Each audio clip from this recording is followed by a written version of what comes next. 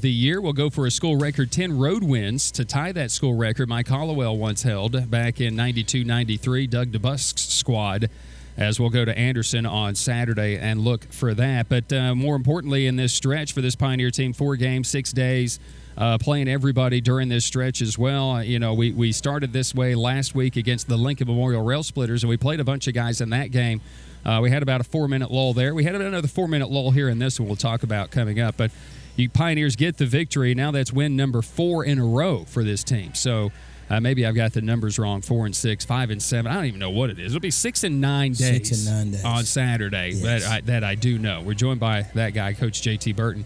You guys got out to a good start, a bad start, 2 for 10, but you closed out the half 13 of 20, and we kind of upped the tempo just a little bit there. Yeah, I kind of heard you in my ear when I normally focus everything out, and I heard you say we'll start off with a 2 for 10. But what we done is we took too many threes. Our Achilles heel is getting the ball inside, and I thought once we made the substitution, William Vetter did a really good job of demanding that presence inside him and Anadali just. So they kind of gave us a little energy off the bench. And, like I told him, I said, our Achilles heel is on the inside. We got to pound the ball. And I thought we did that. We kind of settled in, sped him up a little bit, and was able to take the lead.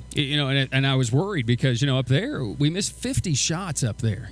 4 for 29 from 3. We're missing layups. I found out where the layup stat was on my stat thing, and we were like 7 of 27 in layups and all that kind of stuff. And so we started out, I was a little worried because of that. But the second half, we warm up, open up the second half, up the tempo a lot. We get moving. We get that group going. And, of course, it helps to start with the 3 from Josh Scott wide open to start the second half. Yeah, it was. I mean, we let I let my assistant, Jackson Hope, draw up a play. And it looked perfect. I mean, it's always perfect when you execute it, because I always tell them if you draw up one, it better work. Yeah. And it did. And Joshua Scott's been playing really, really well. I mean, Trent done a really good job of finding him. And I thought we shot too many threes tonight. It was 9 for 24. For me, I like to keep it down between the 15 and 18 range, because when we've done it, because we've been doing it the last 3 or 4 games, we shoot a better percentage and we play a lot better. So, I thought we did an unbelievable job coming out, being focused the first 5 minutes of the second half. You make that 16-2, but then they didn't give up. They didn't quit. They outscored you 27-14 over about the next 8 to 10 minutes or so. They got on that run 10-0, and they had that belief, and they had nothing to lose. This was their last game of the year. Yeah, I mean, those guys right there, that's why I say this, the interim head coach, I forget his name, but he's doing an unbelievable job of keeping those guys focused, because a lot of kids have quit. A lot of teams will just give up, just lay down. And what I mean by that is they'll just start taking bad shots and doing all that. But he kept those guys together, and that's a testament to him and to that staff over there. But we did a really good job of maintaining, because it was a 5:30 game, it was a makeup game, it was a game on Thursday. Not the students kind of came in late, and I think they kind of everybody's looking for the razzle dazzle, so it's kind of setting on their hands, and our guys did a really good job of just staying focused and maintaining. Especially we put that third string group in, and they did a really good job. Yeah, and Kobe comes in, and then they kind of got it. They got it to within 13, and I'm sitting there going, he's gonna win with this group, or he's gonna lose with this group out there on the floor. And Kobe responded for you. Yes, I mean, I ran a couple plays for him just to get him going, because we kind of moved Kobe out of position. He's playing the point now, and he's gotten used to it. And tonight, I thought he did a really good job of settling in, and the guys backed up off of him. He's gonna make those shots 9 times out of 10. So good for him, because he's worked on it. He's did a really good job of staying focused and working on his craft.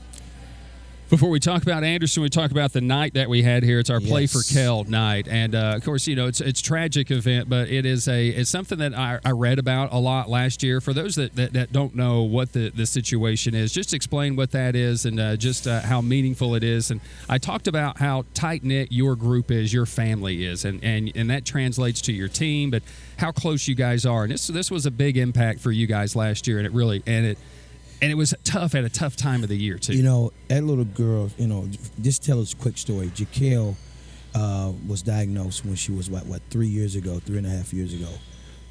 with a brain cancer, with a brain tumor. And it was April the 10th, I think is when it was. She had surgery on the 12th or the 15th. I get my dates mixed up.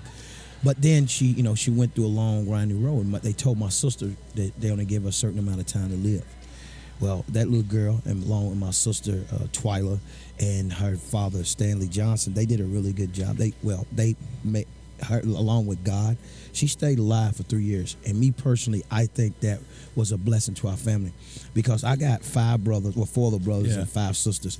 And our oldest brother, Tony, I always, remember this. Before then, I don't ever remember Tony ever telling me he loved me, ever. Yeah. Now, we knew that. We kind of knew that. But when Jaquel got sick, it just, changed our whole family dynamic. We started telling each other how much we appreciate each other, how much we love each other. And then the fight that little girl showed, it was unbelievable. We learned a lot. But to see her, on her worst days, and she still was fighting. My sister would FaceTime me sometimes, and she would doing the chemo, Brian, and she'd have this white thing over her face, and she had to go in this too. And she was okay with it. And I'm sitting there got big tears in my eyes, and she's just fine. And we used to have this thing, her and I, just pop and go. That's what we used to say all the time. And so I'm never going to let her legacy die, ever. I told my sister, man, as long as I'm in front of a camera, if I'm able to impact some people's life, maybe to save a next person's life. So I wear her flowers on my wrist, and we did this today. And I really appreciate you guys of showing all the support and everything. Everybody wearing the T-shirts.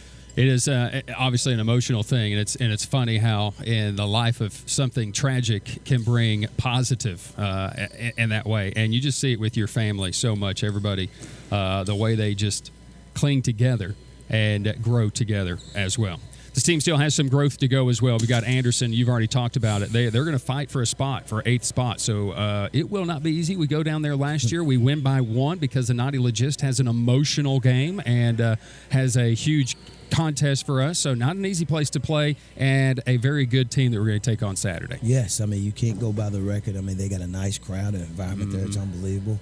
And I'm pretty sure coaches get them ready because they're playing for the 8th spot. So with that being said, we got to go in and focus. I just told the guys in the locker room, I said, it's got to be a different kind of focus now, because now we're back to regular. We play. We're going to be off a couple of days, and we'll go down the day before, but we have to go in and execute. I always say you got to defend and rebound. If we can defend and rebound, I think we'll be okay. But if we go down there and try to get out of character, it's going to be a tough game. But we're going to start on it tonight and start, work on it tomorrow. And guys, hopefully they're fresh, because we've been able to play a lot of guys these last 3 or 4 games. So, it's going to be a big game, and we could close out the season with a 5-game win streak, hopefully. Yeah, let's do it. I'll see you there. Thank you, man. He's Pioneer coach JT Burton.